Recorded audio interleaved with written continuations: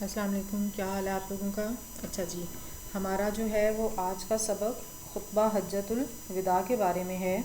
ٹھیک ہے، اس سے متعلق ہم مساوات کے سبق میں بھی پڑھ چکے ہیں کہ خطبہ حجۃ الوداع کہتے کسے ہیں. اس کے حوالے سے سوالات میں نے آپ سے پوسٹ پر پوچھے بھی ہیں. امید کرتی ہوں کہ آپ لوگوں نے جواب دیے ہوں گے. اس کے علاوہ فتح مکہ کا جو سبق تھا، جو لیسن تھا، وہ ہم نے پہلی ششماہی میں پڑھا تھا، یہ بھی آپ کو یاد ہوگا. اور ہم نے فتح مکہ میں پڑھا تھا کہ فتح مکہ میں آپ صلی اللہ علیہ وسلم نے جب مکہ کو فتح کیا تھا تو کعبۃ اللہ یعنی کہ اللہ تعالیٰ کے گھر کو تمام بتوں سے پاک کر دیا تھا. یعنی کہ کتنے بت تھے؟ 360 بت تھے. تو آپ صلی اللہ علیہ وسلم نے ان تمام بتوں کو گرا دیا تھا، ختم کر دیا تھا اور خانہ کعبہ کو پاک کر لیا تھا.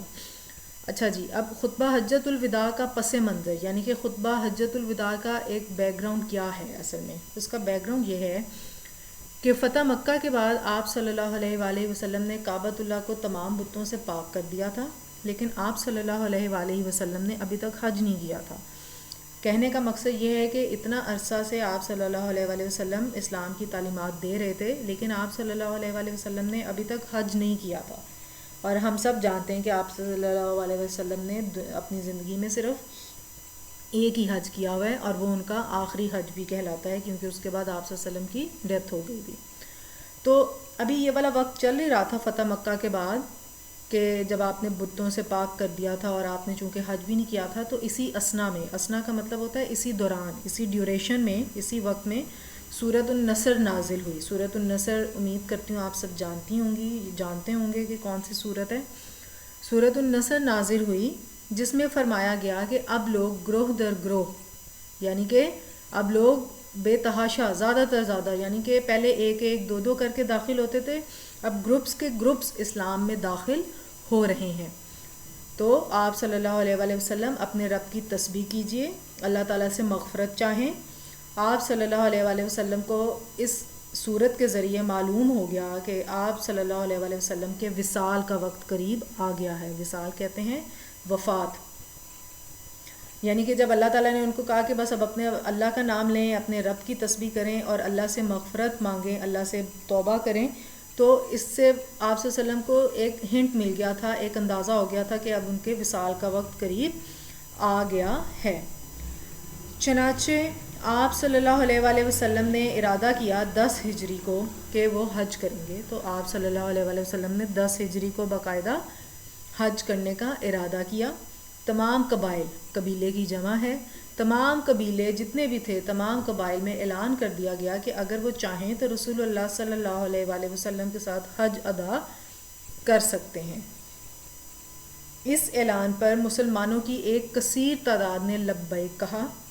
کثیر تعداد، زیادہ تعداد نے، یعنی کہ کم لوگوں نے نہیں، بہت سارے لوگوں نے لبیک کہا. لبیک کا کیا مطلب ہوتا ہے؟ حاضر ہوں، یا ایک طرح سے جس کو ہم آسان الفاظ میں کہیں گے کہ اپنی پریزنٹ لگوائی کہ ہاں جی ہم جانا چاہتے ہیں. جب آپ صلی اللہ علیہ وسلم نے اعلان کیا کہ وہ حج کرنے جا رہے ہیں، تو اس اعلان پہ ایک بہت بڑی تعداد نے کہا کہ وہ بھی ساتھ چلیں گے. اور تمام اطراف سے، یعنی کہ ارد گرد کے جتنے علاقے تھے ادھر سے مسلمان گروپ میں، یعنی کہ گروہ در گروہ مدینہ منورہ میں جمع ہونا شروع ہوئے. اور چند ہی دنوں میں 1,14,000 مسلمانوں کا مجمع جمع ہو گیا. یعنی کہ مسلمان کتنی تعداد میں جمع ہو گئے؟ 1,14,000. آپ صلی اللہ علیہ وآلہ وسلم تمام مسلمانوں کو ساتھ لے کر 26 ذی القعدہ، یہ اسلامی مہینہ ہے ذی القعدہ، اور اس کی 26 تاریخ کو مکہ مکرمہ کے لیے روانہ ہوئے. مدینہ سے کس تاریخ کو چلے؟ 26 ذی القعدہ کو چلے. اپنے ساتھ رسول اللہ صلی اللہ علیہ وآلہ وسلم نے قربانی کے لیے 100 اونٹ لیے. مدینہ منورہ سے 10 کلومیٹر کے فاصلے پر ایک مقام، ایک جگہ ہے ذوالحلیفہ، وہاں پر آپ صلی اللہ علیہ وآلہ وسلم نے اور باقی جو مسلمان آپ کے ساتھ تھے انہوں نے حج کا احرام باندھا. احرام آپ سب جانتے ہوں گے کہ وہ لباس ہے جو حج کے وقت پہنا جاتا ہے، اوڑھا جاتا ہے. 4 ذی الحجہ کو آپ صلی اللہ علیہ وسلم مکہ مکرمہ میں داخل ہوئے. 26 ذی القعدہ کو سفر شروع کیا مدینہ سے، اور مکہ کب پہنچے؟ 4 ذی الحجہ. یعنی کہ اب کون سا مہینہ شروع ہو گیا تھا؟ حج کا مہینہ شروع ہو گیا تھا، جس کو ہم ذی الحجہ کہتے ہیں. خانہ کعبہ پر جیسے ہی نظر پڑی تو فرمایا اے اللہ اس کو اور زیادہ شرف عطا کر، یعنی کہ اس گھر کو اور بھی عزت بخش۔ اور اب ہم دیکھتے ہیں کہ آپ صلی اللہ علیہ وسلم کی یہ دعا کیسے قبول ہوئی کہ آج بھی اس گھر میں یعنی کہ اللہ تعالیٰ کے گھر میں کتنی برکت ہوتی ہے، کتنی وہاں جانا ایک انسان ایک مسلمان کے لیے ایک خواہش ہے۔ ہر مسلمان یہ خواہش دل میں رکھتا ہے کہ میں کسی طرح اللہ کے گھر کی حاضری دوں۔ اور ویسے بھی کہا جاتا ہے کہ جب آپ خانہ کعبہ کو جیسے ہی فرسٹ ٹائم دیکھتے ہیں، پہلی دفعہ دیکھتے ہیں اس زمین پر پہنچ کر، اور جو دعا آپ مانگتے ہیں اللہ تعالیٰ اس کو ضرور قبول کرتے ہیں۔ اچھا جی، 8 ذی الحج کو آپ صلی اللہ علیہ وسلم مکہ مکرمہ سے منا تشریف لائے اور یہیں رات گزاری۔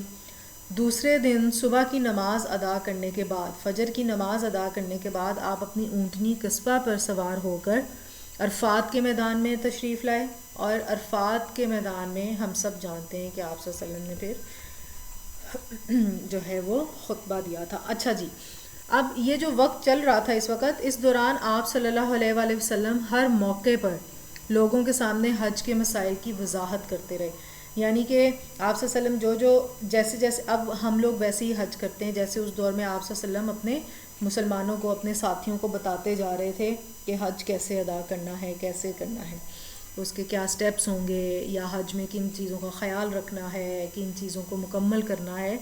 تو حج کے مسائل کی وضاحت ساتھ ساتھ کرتے رہے تاکہ لوگ ان کے جانے کے بعد اس چیز کو اپنائیں۔ رسول اللہ صلی اللہ علیہ وآلہ وسلم نے زندگی میں صرف ایک ہی حج ادا کیا تھا، اور اس کے چند ماہ بعد آپ صلی اللہ علیہ وسلم کا وصال ہو گیا، یعنی کہ آپ فوت ہو گئے، اس لیے اسے حجۃ الوداع یا الوداعی حج کہتے ہیں۔ اب آپ کو سمجھ میں آیا ہوگا، آپ کو یاد بھی آ گیا ہوگا کہ میں نے آپ کو حجۃ الوداع کیسے سمجھایا تھا۔ وداع کہتے ہیں کسی کو فیئر دینا، جو آخری ایک چیز ہوتی ہے، فیئر پارٹی ہوتی ہے نا، تو ہم کہتے ہیں الوداعی تقریب۔ تو اس کو حجۃ الوداع یعنی کہ آخری حج کیوں کہتے ہیں؟ کیونکہ آپ صلی اللہ علیہ وسلم کا یہ پہلا اور آخری حج تھا، اس کے بعد آپ صلی اللہ علیہ وسلم حج نہیں کر سکے تھے، تو اس کو حجۃ الوداع یا الوداعی حج کہتے ہیں۔ ظہر کی نماز پڑھنے کے بعد آپ صلی اللہ علیہ وآلہ وسلم نے اپنا مشہور خطبہ حجۃ الوداع ارشاد فرمایا۔ اس خطبے میں نے آپ کو مساوات والے سبق میں بتایا تھا کہ اس خطبے میں آپ صلی اللہ علیہ وسلم نے اسلامی تعلیمات کے حوالے سے جتنے بھی پوائنٹس تھے، جتنے بھی نکات تھے، آپ صلی اللہ علیہ وسلم نے وہ تمام بیان فرما دیے تھے۔ میدان عرفات میں یہ خطبہ دیا گیا تھا۔ میدان عرفات میں خطبہ سننے والوں کی تعداد تقریباً 1,44,000 تھی، یعنی کہ راستے میں آپ صلی اللہ علیہ وسلم کے ساتھ اور بھی لوگ ملتے گئے، کچھ لوگ مکہ سے بھی آپ کے ساتھ داخل ہو گئے، تو پہلے 1,14,000 مسلمان آپ کے ساتھ وہاں سے چلے، اور جب حج کر رہے تھے تو 44,000 ہو گئے تھے۔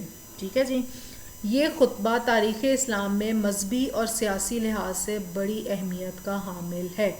اس خطبے کو اسلامی تاریخ میں، اسلامک ہسٹری میں بہت زیادہ اہمیت حاصل ہے، کیونکہ وہی بات میں پھر دہراؤں گی کہ اس خطبے میں آپ صلی اللہ علیہ وآلہ وسلم نے تمام اسلامی تعلیمات جو تھیں وہ سما دی تھیں۔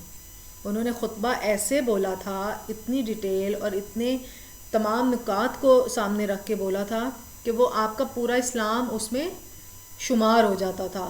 تو ہمیں اگر کچھ جاننا ہو تو ہم آپ صلی اللہ علیہ وسلم کے خطبے کے بارے میں بھی پڑھ سکتے ہیں کہ اسلام میں کن کن چیزوں کا کہا گیا ہے اور کن کن چیزوں سے منع کیا گیا ہے۔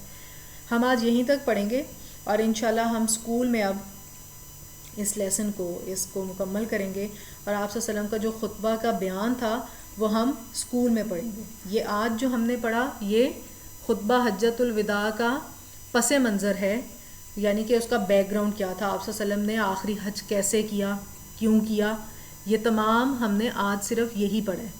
تو اب آپ کا جو آج کا سوال ہے وہ ہے بھی یہی کہ خطبہ حجۃ الوداع کا پس منظر لکھیے، تو آپ اس میں اس کو لکھیں گے۔ اس کو ایک دفعہ دوبارہ سن لیں، خود سے بھی پڑھ لیں، اور کوشش کریں کہ اگر اس پوری تفصیل کو اپنے الفاظ میں بیان کر سکتے ہیں۔ ٹھیک ہے جی، بہت شکریہ، جزاک اللہ۔ میں کلاس پوسٹ آپ کا شیئر کر دیتی ہوں، وہاں سے آپ اس کو دیکھ لیجئے۔ اللہ حافظ۔